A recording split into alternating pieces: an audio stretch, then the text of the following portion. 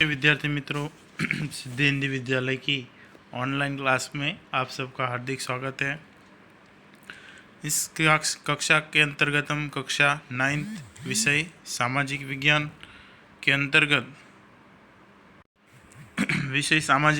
के अंतर्गत हम पाठ नंबर 20वां, जिसका नाम है आपदा और प्रबंधन, उसके बारे में चर्चा कर रहे थे। वीडियो है उससे पहले इसके अगले वीडियो के अंदर हमने प्राकृतिक आपदाओं के अंदर चक्रवात के बारे में जानकारी प्राप्त की थी और उसके अंतर्गत क्या करना चाहिए उसको पढ़ा था। चक्रवात किसे कहते हैं? तो समुद्र में किसी कारण वातावरणीय दबाव के कारण असंतुलन से जो निर्मित होता है उसे क्या कहते हैं? चक्रवात कहते हैं।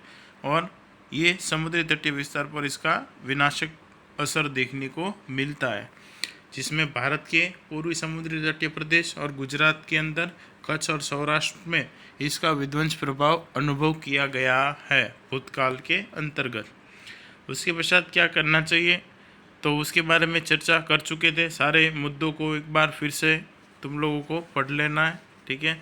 अब वीडियो को आगे बढ़ाते हैं और क्या न करें।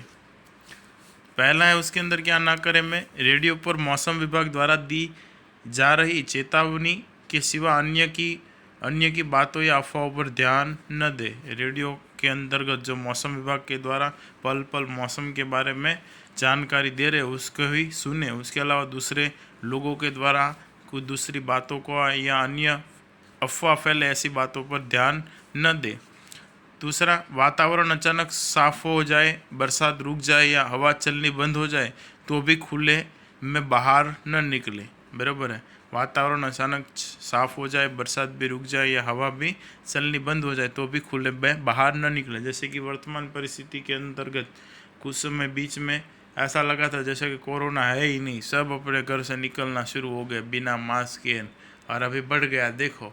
तो ऐसी सारी बातों को ध्यान में रखें और अफवाहों को ना दे, जितना हो सके उतनी पॉजिटिव बातों को और अच्छे विचारों को फैलाएं, ताकि लोगों के अंदर से ये वर्तमान परिस्थिति का जो भय है वो थोड़ा दूर हो जाए। उसके पश्चात तीसरा है, बिजली के खंभे लटकते हुए तार को न छुए, उनसे दूर रहे।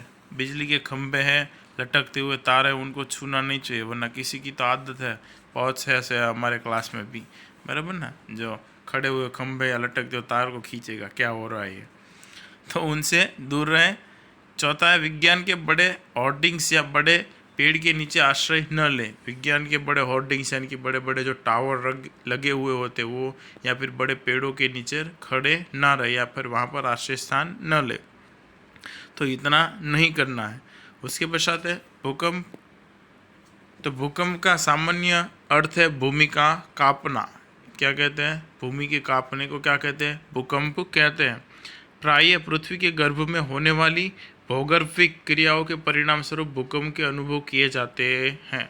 8वीं कक्षा के अंदर तुम लोगों ने देखा कि धरती के अंदर लावा भरा हुआ है जो हर समय बाहर आने के लिए प्रयास करता रहता है। तो जब जमीन की जो सतह कमज़ोर होती है वहाँ पर से क्या होता है, वो कंपन है वो तेज़ी से बाहर आता है और उस वजह से जमीन दो हिस्सों में फट जाती है, जिसे क्या कहते हैं? भूकंप कहते हैं।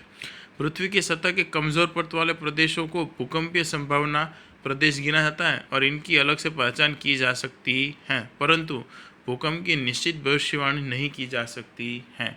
ऐसे कमज़ोर सतह वाले जो प्रदेश है उसको हम लोग जान सकते हैं, क्योंकि भूमि की जो वैल्यूएशन है, भूमि की जो क्षमता है वो चेक करने की मशीन आ गए, तो उसके द्वारा हम चेक कर सकते हैं कि भाई इस ज़मीन की कितनी शक्ति है।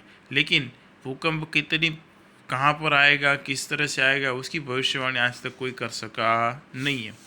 इस तरह भविष्यवाणी के अभाव में जनधन की बहुत बड़े पैमाने पर हानि होती है।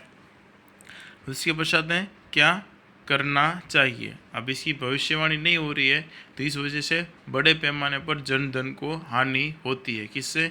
भूकंप से। तो ये हो गया भूकंप के बारे में जानकारी। अब भूकंप आए तो हमें क्या करना चाहिए और क्या नहीं करना चाहिए, उसके मुद्दों के बारे में चर्चा कर लेते हैं। भूकंप के दौरान टेबल के नीचे या कमरे के कोने में रहे। बराबर, भूकंप आए तो अपने घर में हो तो या कोई टेबल के नीचे चले जाओ या कमरे के किसी कोने में खड़े रह जाओ। यदि पाठशाला में हो तो डेस्क के नीचे बैठ जाइए। पाठशाला यानी कि स्कूल में हो तो अपनी बेंच के नीचे चले जाओ। यदि खुले मैदान में हो तो मकानों, बरामदों, बिजली की लाइनों या खंभे से दूर रहे। खुले मैदान में खड़े हो तो वहाँ पर मकान जो घर है वहाँ से दूर रहो। बरामदे यानी कि जो हम लोग बनाते हैं ना बालकनी, वहाँ से दूर रहो। बिजली की लाइनों से या खंभों से दूर रहना। यदि वाहन चला रहे हैं तो पुल के ऊपर या नीचे लाइट के खंभे, बिजली की लाइन या ट्रैफिक सिग्नल से अपना वाहन दूर खड़ा रखें।